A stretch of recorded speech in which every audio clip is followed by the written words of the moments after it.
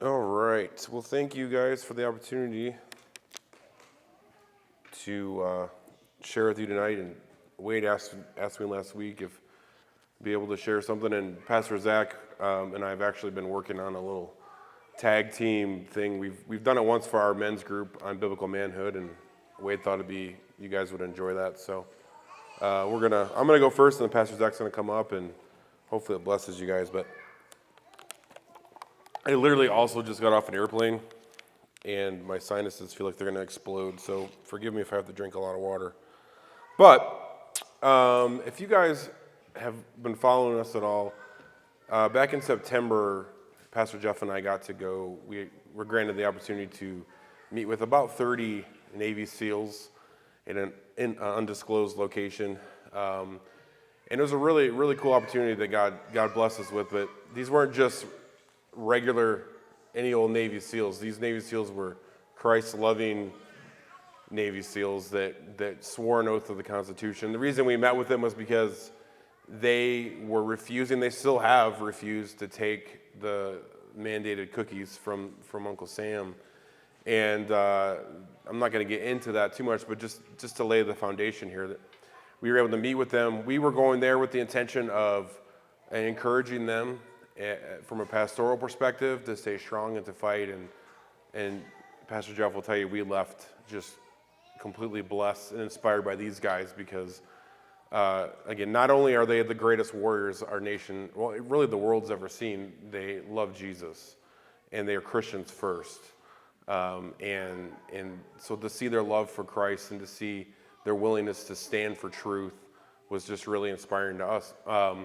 But since then, we've kind of dove headlong into Navy SEAL culture, and there's a lot of things we've been able to glean from them that have blessed us in our ministry. So I'm going to talk a little bit about that, and then I'm going to have Pastor Zack come up. But so there's really two things, and then I'm going to get into some scripture as well. But there's two things we've kind of taken from them. And if you go and like Google like Navy SEALs sayings or like mantras and stuff, there's like a whole slew of them. But there's two that we've really taken from them. And I mean it when I say this. This is when Pastor Zack gets up here, he can verify. This year's been rough for us, especially the first 3 months of 22. And we were just having a down day, or we had people pass away. Like it was just rough. And Zack and I would just look at each other and be like, stay hard, and like that's been what's helped carry us through. So again, two things. There's one thing to say is get hard and stay hard. We've kind of grabbed onto the second half of it, but first you got to get there. You got to be hard. You got to be resolute. But if we're having a down day, we're struggling. We're just like, hey man, stay hard, and we're like, you're right, stay hard. And then the other thing was there's a saying they have that goes, the only easy day was yesterday. And we've kind of adopted that as well. So, yesterday, if you're having a rough day, like, well, yesterday was easy. Yesterday was the easy day. Like, man up, stay hard, deal with the day, And so those have been the two things that we've taken from them and that we've been trying to instill in our men at Apologia. And there's been times where we've counseled men that are going through marital strife or whatever, and they're kind of being a little whiny and they're down, and we're like, hey man, stay hard. And it's like, it's worked, it's been awesome. But I don't want to just throw that out. There's some biblical principles obviously behind some of that. And so two verses I want to mention. The first one is Proverbs 24. And so anybody that knows us are in abortion now, and I'm sure you guys use the same verses here as Proverbs 24, 11 through 12, rescue those who are being taken away to death, hold back those who are stumbling to the slaughter. If you say, behold, we did not know this, does not he who weighs the heart perceive it? Does not he who keeps watch over your soul know it, and will he not repay man according to his work? But the verse I want to talk about is the one before that, in verse 10. And that's often overlooked, but that's been a key verse for us, and it says, if you faint in the day of adversity, your strength is small.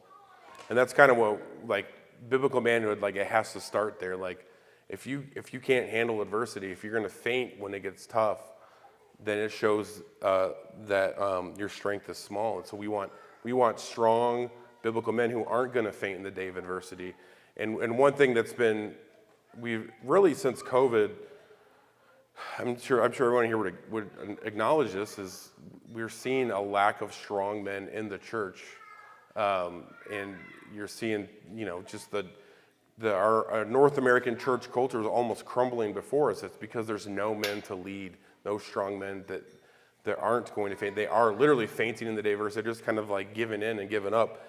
And then the next verse is 1 Corinthians 16:12. It says, "Be watchful, stand firm in the faith, act like men, be strong." And so what does it mean to act like men? I mean, if you look at here in this context, it's be watchful, so you're always ready. Stand firm in the faith, act like men, be strong. Again, it's not fainting in the day of adversity. It's being strong when the going gets tough. And so those are the two verses we've kind of teamed up with the things we've kind of pulled from the seals. And so there's a couple things here. I've been making some notes here, and Pastor Zack's going to be a lot more structured than I am here. But one thing that I think when people, especially like the culture thinks of, anymore, like, well, men are just macho, and when I hear the word macho, I think of like Macho Man Randy Savage, right? Like being a biblical man isn't snapping into a Slim Jim, right? So there's a side of that where like this macho-ness is a bad thing. It can get you into trouble. But I think we often overlook like Christ as an example of what a biblical man was. This was a man that was strong. He worked with his hands. He built things. He bled. He sweat. He cried. And when he had the most adverse time of his life, he didn't faint. He showed that his strength wasn't small. And so I think we need to look more to Christ just from that side of things, not just as, Jesus is love. We hear that all the time. Not that he wasn't, but our culture has taken that he only was that aspect, and they forget about the rest of it. And so, sorry, I bumped my notes here.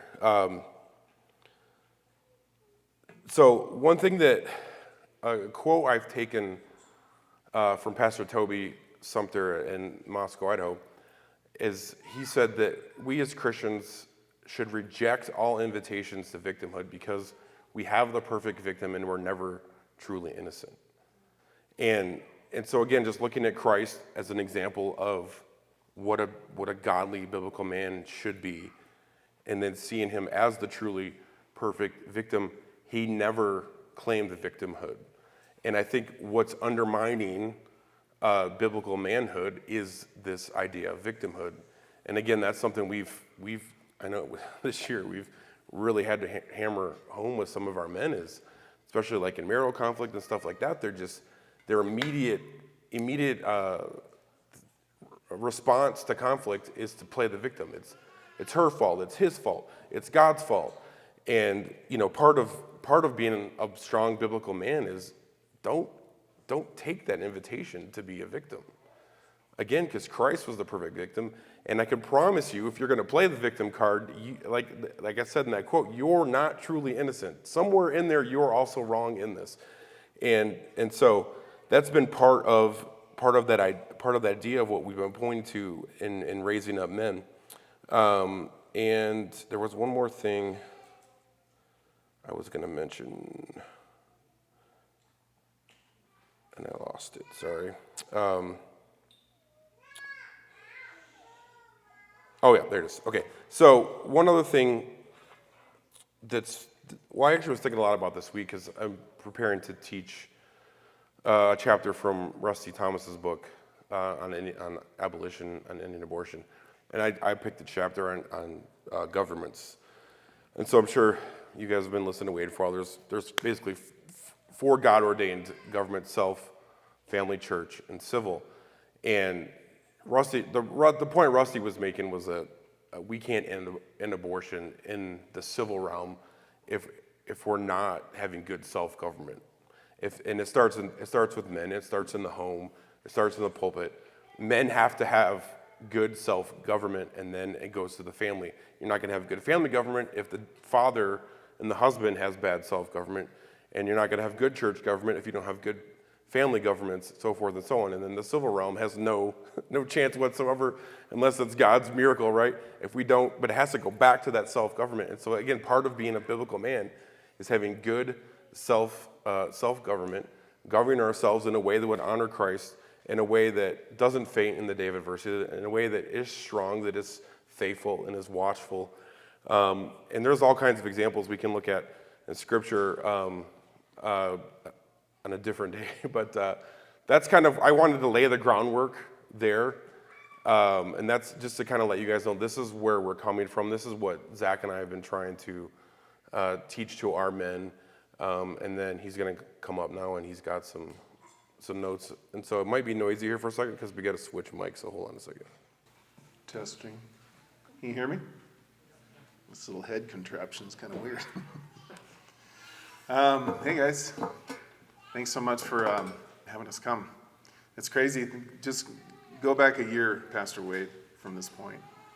All that God has done in a year. Like, you guys are seriously breaking records when it comes to like churches that like so established in the richness of your fellowship, baptisms, people being saved out of cults. I mean, this is amazing. God's in this thing. So we're super pleased. I think I can speak on behalf of all the elders when, as Pastor Wade is a fellow elder, we're super pleased with him. And he's a good one. He's a good pastor. There's a lot of shepherds out there, and he's a good one.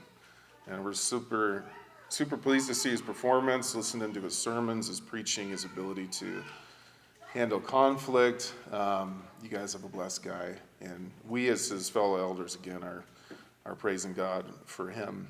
It's a bittersweet thing because we miss him a lot. His family is like crazy. I've worked for churches, and sometimes churches like hold on to their best, right? And it's a little bit selfish, and there's only so many good people to go around. But we truly have sent our the best of the best when it comes to Pastor Wade and his wife and the Songkrantz and the Marshalls. We miss you guys deeply. You guys kind of left a hole that cannot be filled. And so we just want to thank you guys for all the work, not only the leadership, but everybody else putting into this church. It takes a village. The church is not four walls, it's you guys. And so it's amazing just to see how much you guys have done, the babies being saved, and we're excited. You guys, we've got a really good thing going here, and so that's why we want to come here as fellow elders with your elder and keep this thing going, right? Do everything that we can to pour into you and to ensure that we as a church are doing what we need to do collectively, because we link arms to expand or further the kingdom. It's not built upon like a personality or celebrity person or whatever. It's all of us together with all of our unique giftings, employing those, and that's how we move forward, and that's how we continue to reach the lost and grow, and that's all that we want to see. So, like Pastor Luke said, we're kind of focusing on the men. That's what we're doing now, and this, of course, is going to be a blessing to the women in here. But it's really a challenge to the men. I know as a man, I don't get challenged by men who just kind of femininely, you should do this. I really get challenged by a strong male.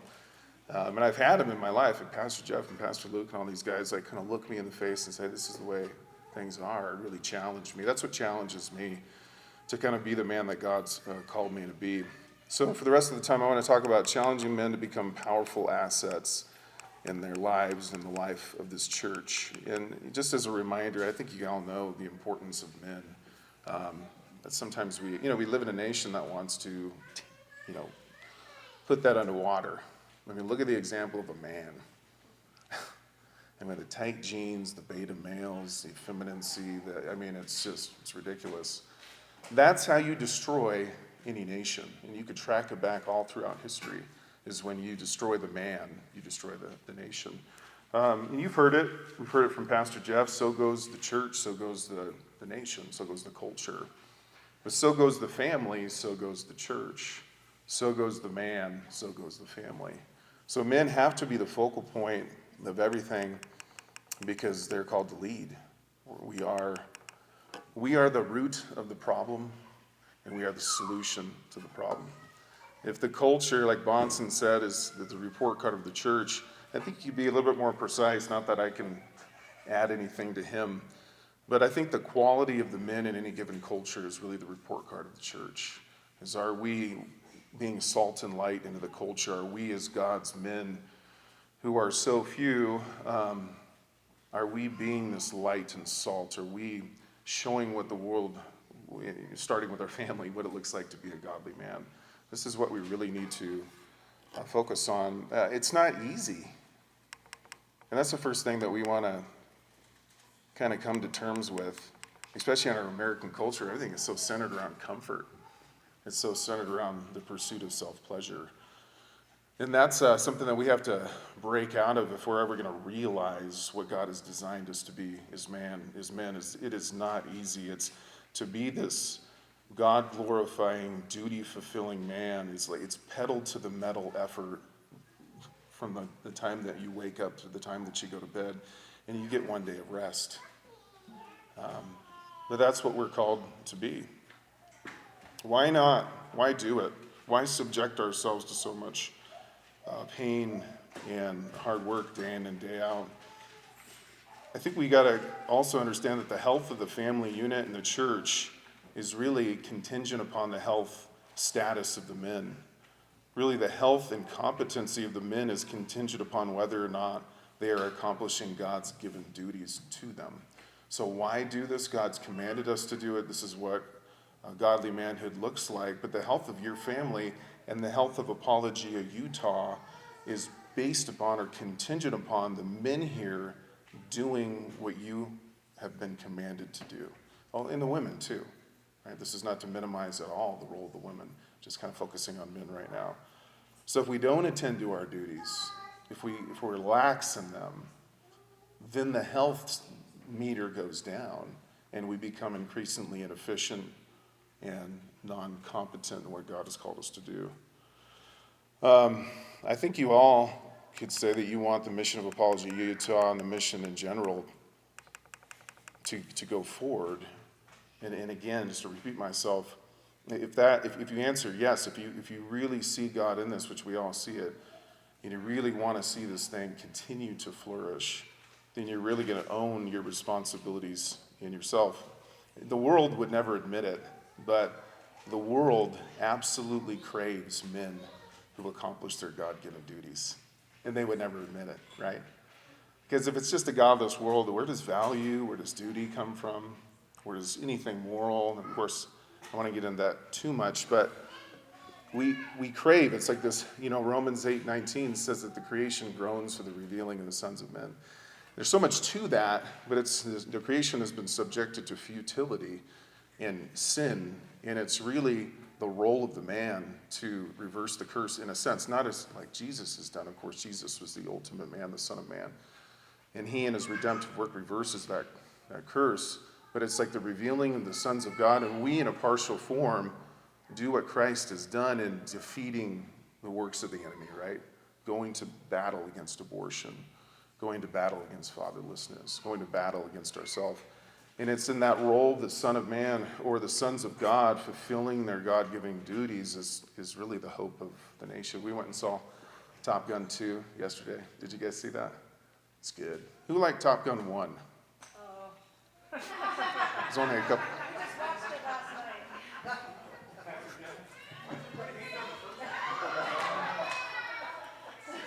It was good. I think you need some better men in here.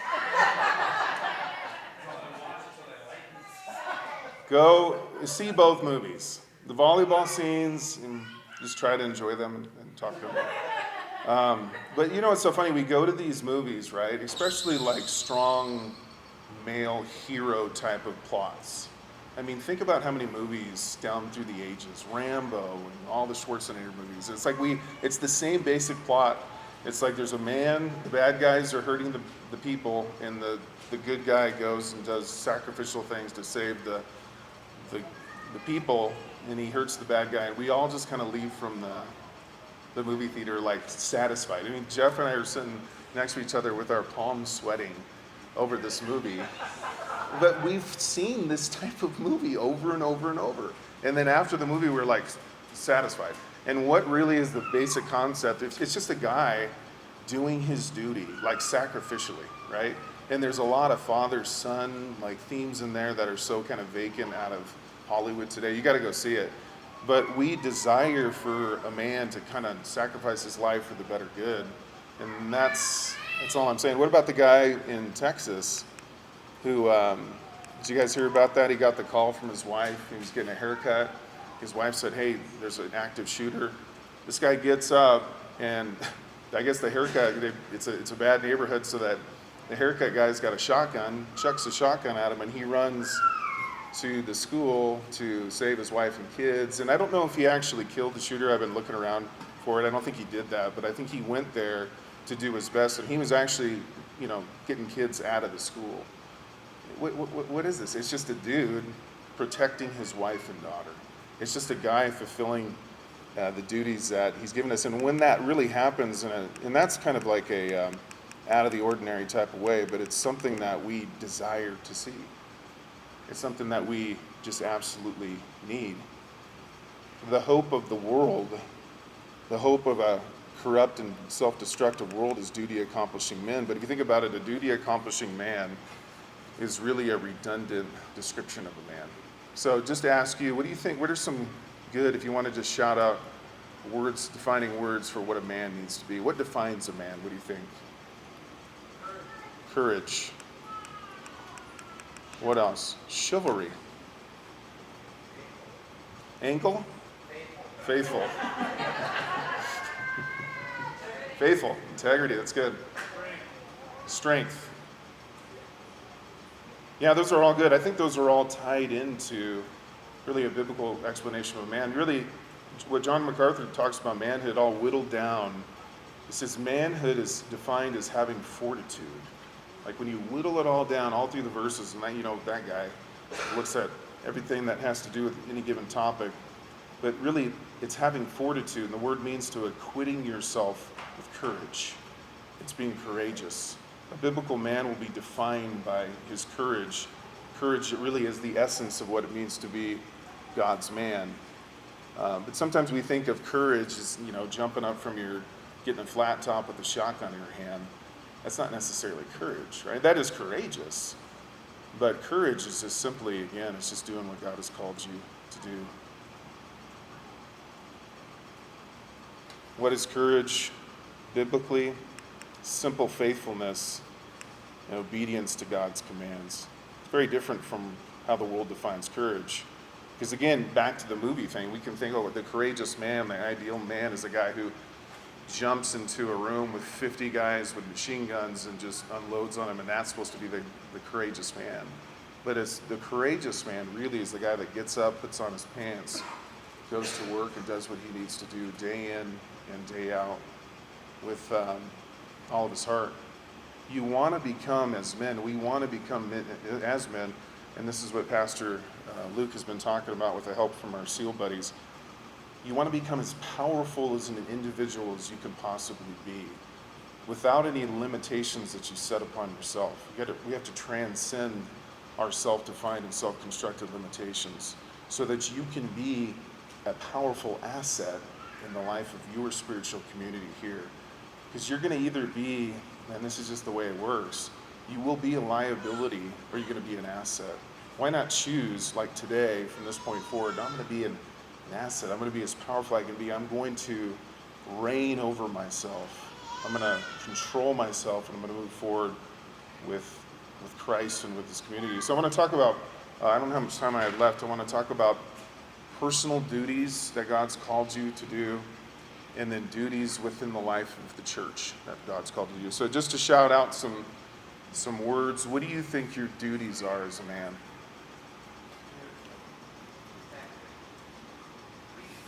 What was that? Protector? Leadership? Be responsible. What else? Provider. Anyone else? What do you say? Yeah, to serve. That's good. But really the essence of manhood is really accepting responsibility. Like your son said. That was good, buddy. That's all of it down and whittled down. Really, the definition of a man is somebody who accepts responsibility. But we as men personally have 3 roles that we have to fulfill. There's really no cop-out. It's the 3 P's, right? And Dusty got 2 of them. Provider, protector, and the priest of our home. So the provider is working hard to pay the bills for my family all the time, right? Sometimes guys get hurt. Sometimes it's not necessarily, or it's a different situation where they can't provide. We get that. But our role is to be that provider. The protector, I'm protecting my family and others from harm. And the priest, I'm teaching my family the word and exemplifying the application of that in my life, right? I'm providing for them, protecting them, and being the priest. So lately, with the help of the SEALs, and you just meet these guys, and they're on another level. They are, in the way that they think, the way that they operate, the way that they go about their daily lives, and they get you thinking a lot about your life. And so this is kind of like, along with what Pastor Luke is saying, the overflow of it. But the scripture says this, excuse me, Proverbs 15:24, the path of life leads upward for the wise or the righteous. Philippians 3:14 says, I press on toward the goal for the prize of the upward call of God in Christ Jesus. Ecclesiastes 9:10 says, whatever your hands find to do, do with your might. Colossians 3:23 says, whatever you do, work heartily as for the Lord and not for men. So you kind of bring these verses to bear upon the life of a righteous man, the life of the Christian man. And it's talking about this life of ascending, this upward march. It's like being, I don't know, there's beautiful hills around here. I might go on a hike tomorrow morning. But have you ever just been on a really steep hillside hiking up? You immediately want to be off the hillside because you're like, dang, this is hard. You feel the burn in your legs and your lungs, but you know you're accomplishing something, right? And that's kind of like what the scriptures are talking about. Always be climbing. You're not going to like it. It's going to be tough, but you're in the climb. It's always going to be difficult. You're goal-driven, and you're becoming stronger and stronger. And so you as a man, you're going to choose whether you're going to ascend in life, whether you're going to plateau in life, or whether you're going to descend or regress or digress. But according to God and his commands to you, you really don't have the option. Your life is not your own. You've been bought with a price. And so you are commanded to always be advancing and excelling. Now, let's take that kind of an understanding of God's path for us and let's bring it into our duties. If I'm going to be the provider, I'm always going to be advancing and excelling in my ability to provide. And the scriptures talk about this. It says, hey, work hard with your own hands and have enough to give to those around you. It's not putting a limit on the amount of money you earn. And unfortunately, Christians like to demonize money, demonize other things, and we call that which is good evil, and that which is evil good, and it's not a good thing. Money is a very good thing. It's the love of money that's the root of all evil. It's the idolatry of the money. That's the problem. But we live in a time when inflation is skyrocketing. My wife told me, she's like, babe, this rice cost $12 a bag. When was that? 6 months ago, and now it's $30 a bag. So our living expenses as men are going up. What does that mean for us? Are we going to suck our thumb in the corner and just whine about the government and Biden? Is that really going to solve the problem here? No, we need to put the pedal to the metal and just work harder than we've worked before to provide. So what does that look like? Maybe it's for you. It's start a business, get another job, stay up late, get up early, save your money. Once you save $10,000, save $20,000. Once you see what I mean? It's an increasing advancement in your ability to be a provider. Save your money, invest your money, be that provider, but don't put a cap on your capabilities because God really doesn't want you to. Always be advancing your ability to provide. What about a protector? Always be advancing your ability to protect your family. What does that mean? It means take care of your body. Watch what you eat. Stop eating at Wendy's, which fast food these days it's like eating straight out of a dumpster, if you think about it. No more Wendy's, no more Arby's, dumpster food too. Watch what you eat, watch what you're pushing into your body. Get on a meal plan, lose weight, go to the gym, jog, run. This all correlates with being a protector for your family, right? Becoming more and more proficient in self-defense. Go start a martial arts class, go to jiu-jitsu. The ones that want to harm your family, you have to be able to defend your family if you're going hand to hand? What about proficiency with a handgun? Because dudes aren't coming after you with a pitchfork, right? They're coming after you with a gun. And we have to be able to be proficient in the weapons that will be used against us and our family. You might have convictions there, and I totally respect that. But what does that mean? I'm going to the gym, I'm working out, I'm getting into self-defense. I'm becoming increasingly more and more capable as a protector of my family. I'm dry firing, I'm knowing how to use a gun, I'm going to the range, I'm getting people to help me out with that.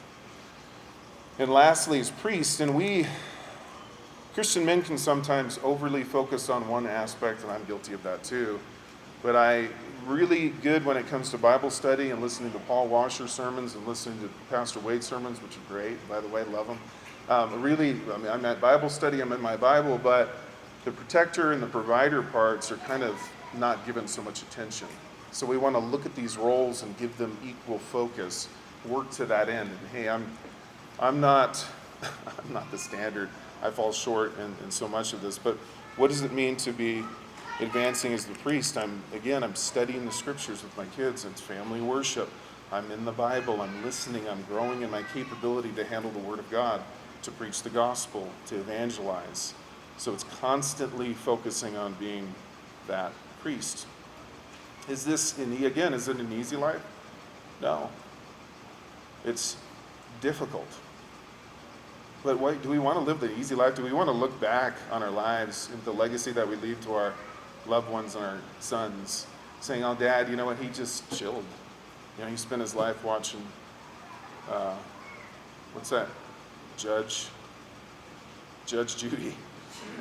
Just watched Judge Judy all life and ate bonbons. Is that the legacy we want? We got one shot on this earth, and then we're off to the heavenly realm, right? We're off into eternity, but I want to spend my life in extreme difficulty, in extreme self-challenge, because that will level me up in the areas that I truly as a man want to be leveled up in.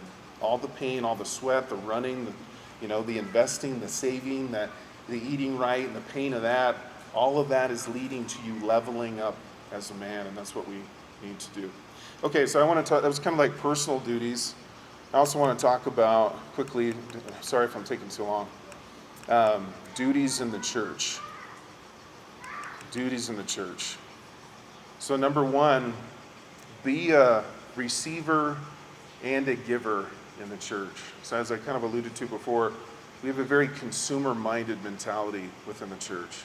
And that's just kind of go, and I receive a spiritual fix, and I appreciate that, and I put some money in the offering plate, which of course we appreciate. But then I don't really invest myself into the community. I'm a receiver, but not necessarily a giver. So we want to we want to be these strong men personally so that we can give of our gifting to the church. We can give of our finances to the church, because the scriptures say where our treasure is, there so will our heart be. But it's being that giver and not just a receiver.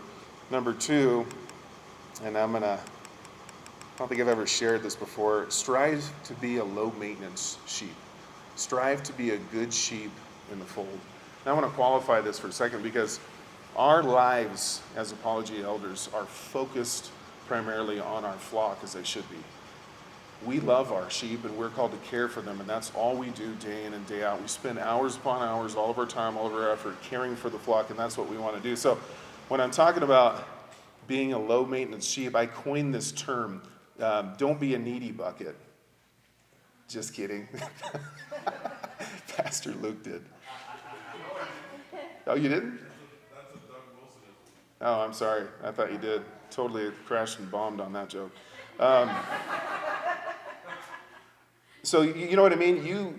We want you as a sheep, we want to care for your soul.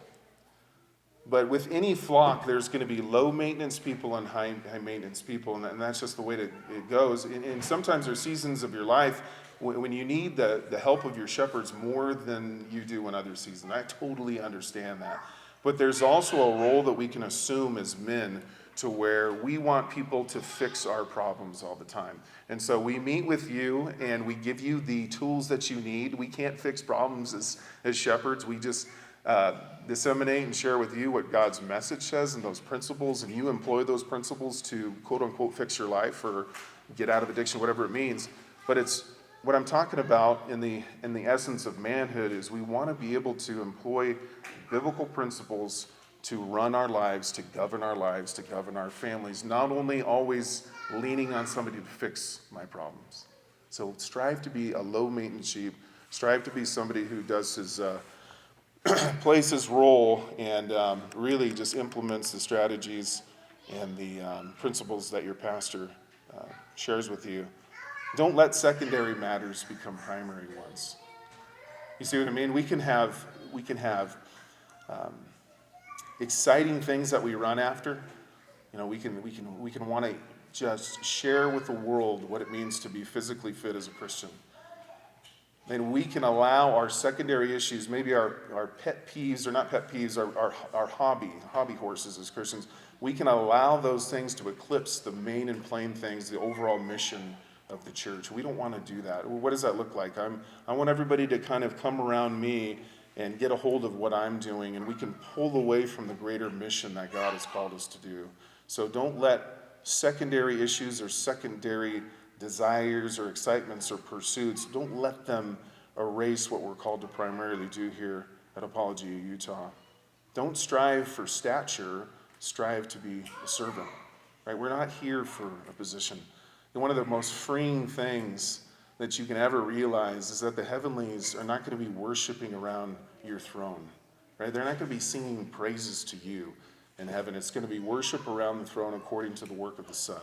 That's what we see in Revelation. That's such a freeing thing for me is we tend to take ourselves so seriously and we claw and we do what we do just so we can advance ourselves when Jesus really exemplifies that the way up is the way down.